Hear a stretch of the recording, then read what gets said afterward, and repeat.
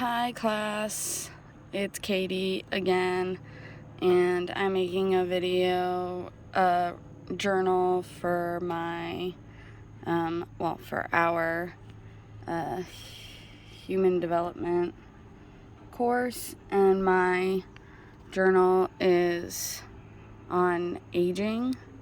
So I have to answer these questions, and I will try to do the best that I can.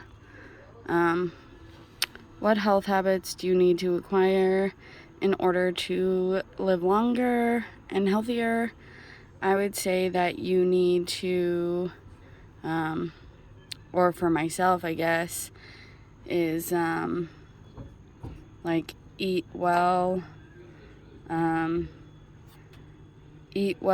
get good sleep, take time to do things for myself, make sure that my mental health is in good form, so taking care of my anxiety and depression with therapy, and making sure to take care of my meds. But overall, I think it really depends on the person and who they are and what they would see as healthy habits in order for them to live a longer, healthier life. But I know for myself, it's taking the time to eat well and eat, because sometimes I do forget to eat. So I could go 2 days without eating because I just forget. So eating, getting good sleep, and just being proactive in that, which sometimes can be difficult. What can you do to help yourself change poor habits? Changing poor habits is just, it can be tricky, but it takes about 30 days to develop new habits, or I was told by my therapist, it takes about 30 days for the neurons in your brain. It takes about 30 days for the neurons in your brain when you're developing a new habit to stay along that pathway and to build that pathway.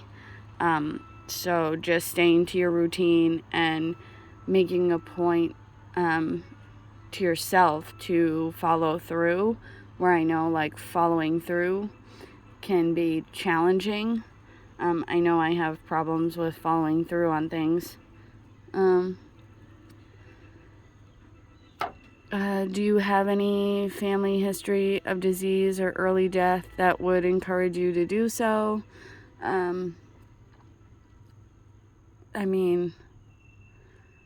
There's a lot of, I feel like family disease is runs in anyone's family, whether it's cancer or heart problems or back problems or scoliosis. So I know my family has a lot of history with cancer, colon cancer, kidney cancer, breast cancer, ovarian cancer. All of these run in my family. Although no one has died of them, they do run in my family, along with multiple sclerosis runs in my family. My great aunt had it, and by the time she was 30, she was in a wheelchair. But I think those things are genetic. I don't know if there's any way of preventing something like cancer. You just try and do the best that you can do, and not, I don't want to say not expose yourself, but not expose yourself, but you can get cancer from anything, honestly. So it's challenging to say how I would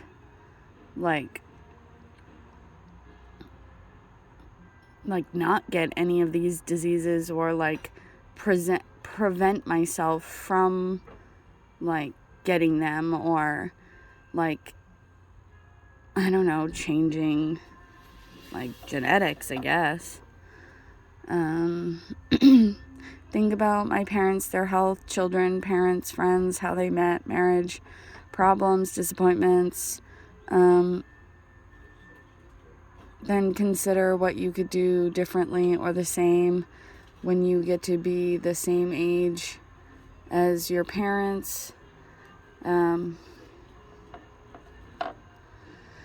Well, thinking about like my parents, obviously their marriage didn't end well, and so I try not to think of it, but I know that I don't want to get a divorce, and so I would try my best to be as open and honest with whoever I'm with when thoughts and ideas of marriage come about, and just tell them the truth of what happened to my parents, and why I don't want that for us or myself, and try every day to be as honest as I can and open, and not let resentment sit in and settle. And if I'm upset, then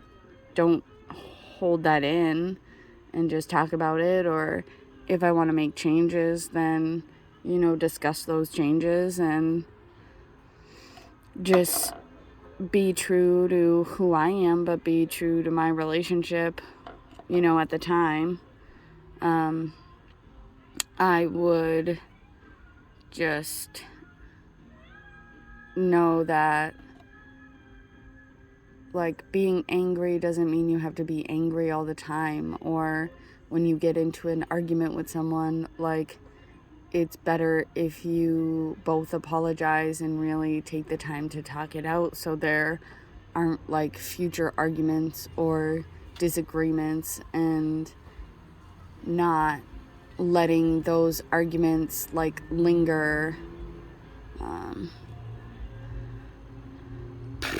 Think about your grandparents and find out what lifestyle they had.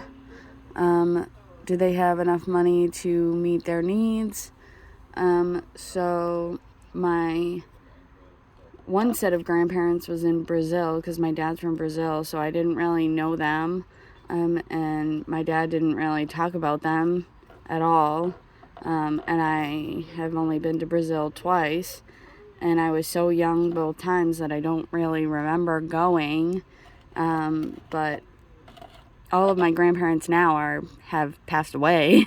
So just, thinking about them is a little bit sad, but I would say that my grandparents in Brazil, like, they, I guess did well for themselves. They had a store, a clothing store, so that's all I really know of them. And then my mom's parents, her mother died when she was 11, and then her father was, in the welding union, so he was in and out of work. But yeah, my mom grew up like really poor, and she has 7 siblings, so there wasn't really enough money to go around, and they really couldn't do much monetarily wise. But now I think that my mom is a really good saver, being a single parent. She has put myself and my brother through college, and has helped us along the way with whatever like means necessary. But my grandparents, besides my grandparents in Brazil having the clothing store, like both sets of my grandparents had struggle and weren't really well off financially. So I don't know, I just know from like my mom, saving is most important. But with saving also, you can save and pay your bills, but just worrying about money all of the time is not a way to live a life either, where you're so stressed out monetarily wise that you do nothing for yourself. Like, you don't buy yourself new clothes every once in a while, or you don't take yourself on vacation, or you don't go out to dinner or the movies because you're just so stressed about money that your stress limits you from living a life. Like, I don't want that for myself. And my mom being the only parent in my life, her stresses sometimes do fall onto me. So I can say in my adult life now, I am afraid to spend money, even on simple things like buying myself a pair of new sneakers. Like, I don't think I've ever bought myself a pair of shoes because I'm afraid to spend the money, but, I need to learn that, like, daily life doesn't have to be stressful. I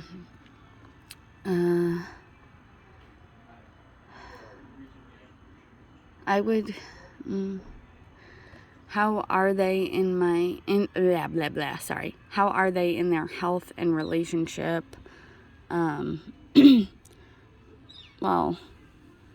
all of my grandparents have passed, sadly, which is fine. Like, people who are older pass away.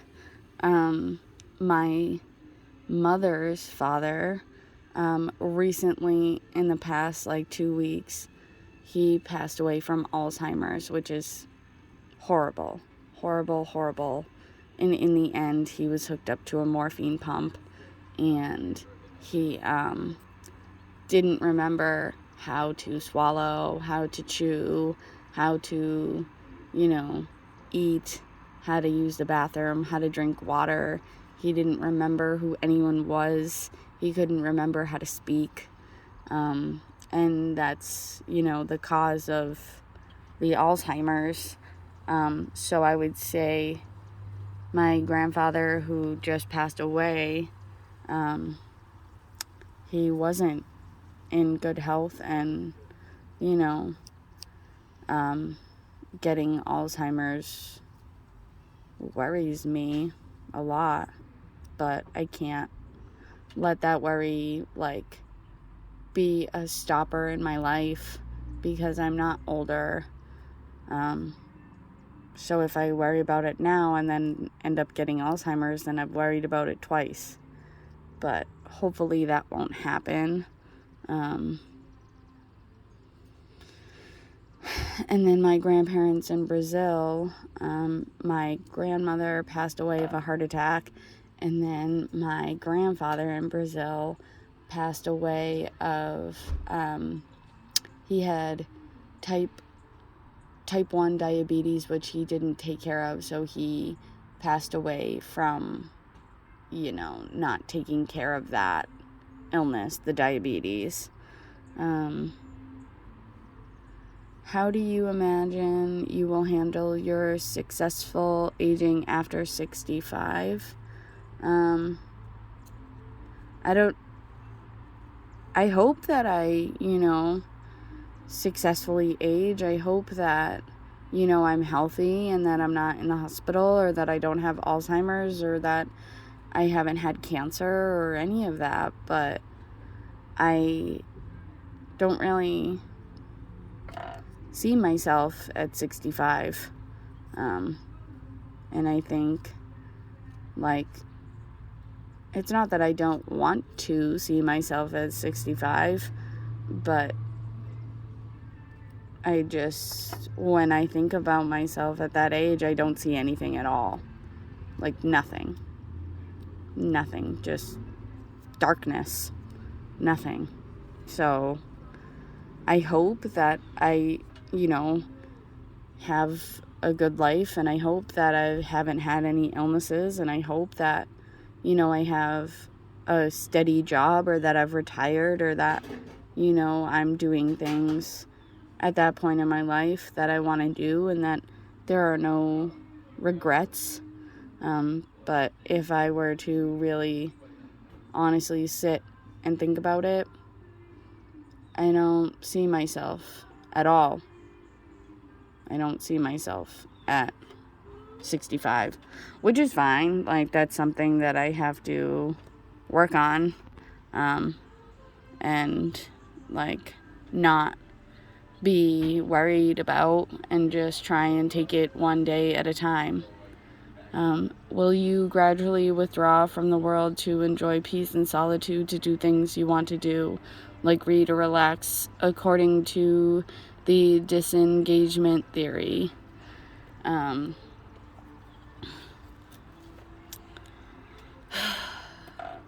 I feel like I would probably, do those things, like withdraw, but that's because, like, I do that anyway. So I would like to say that things would be different, and that I wouldn't want to draw away from, society or the people around me, or just not be involved in life itself. But I guess we'll have to wait and see when that happens. But I'm a quiet, like, person to begin with. Like, I like to sit away and read, and I like to sit away and watch TV, and those things, comfort me. So who knows, maybe things will be different when I'm 65, but okay. Do you imagine you will want to continue an active, full life of socializing, volunteering, being with family, going on trips? I would say that, I would like to do those things. And even now, like, I want to do those things. It's just hard, coming to terms with the fact that, like, I can do those things. Like, I am able right now in my life, just like anyone else, to be able to do those things, and that I have the right to do them. And so, at 65, I'd like to, think that I would still like to do those things, along with, having my time of solitude to read and be away from others. But I think it all comes down to, coming to terms with how I feel about myself now, which is sometimes I don't feel like I have the right to do anything like, socialize, volunteer, go on trips.